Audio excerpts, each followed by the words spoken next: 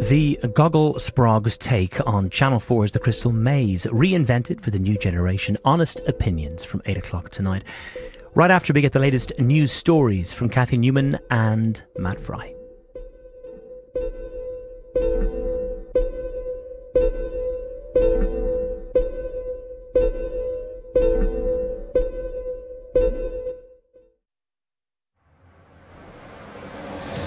Face to face at last, Trump finally meets Putin in Hamburg.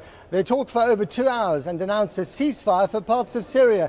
Can this odd couple really break the logjam of war?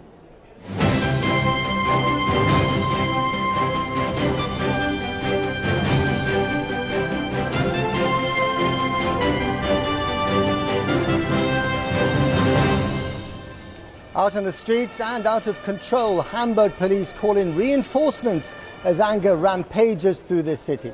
At least 159 police are injured. So far, 45 people have been arrested. Good evening from Hamburg. The agenda of the G20 summit is ambitious.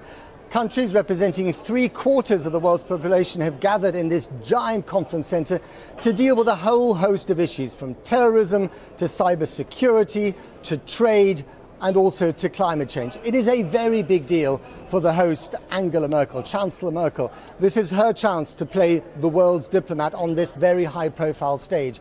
But what this summit may really be remembered for is a bilateral meeting today, a face-to-face between Vladimir Putin and President Trump, their first ever eyeball-to-eyeball meeting where they discussed a whole range of issues. Now, the White House has been haunted by accusations that they were too close to each other during the American election campaign, but it may be that actually some closeness between them now will make a huge difference to international diplomacy. We shall wait and see.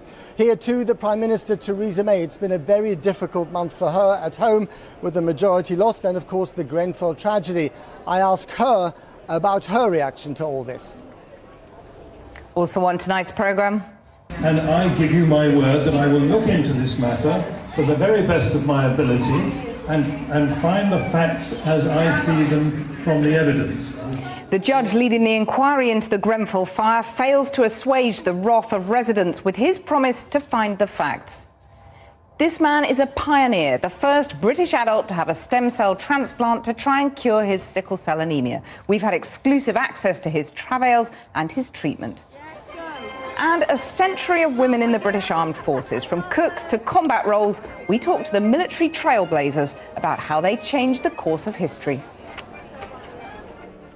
Now, I'm in the giant conference center in the center of Hamburg, but the music you can hear behind me is actually Beethoven's Ninth Symphony, which includes, of course, the European anthem, the Ode to Joy, currently being played at the city's futuristic Symphony Orchestra Hall.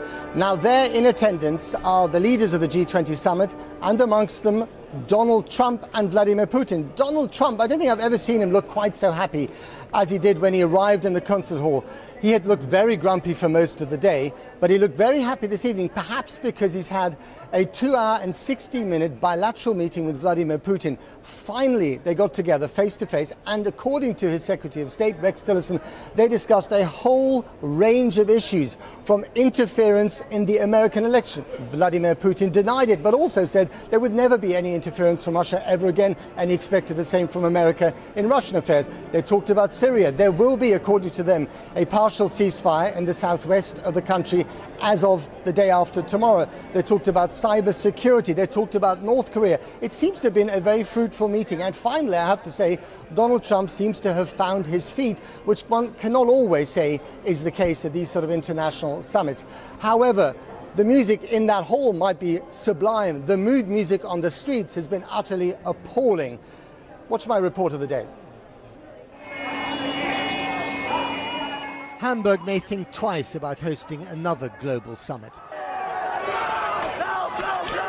Angela Merkel chose the city of her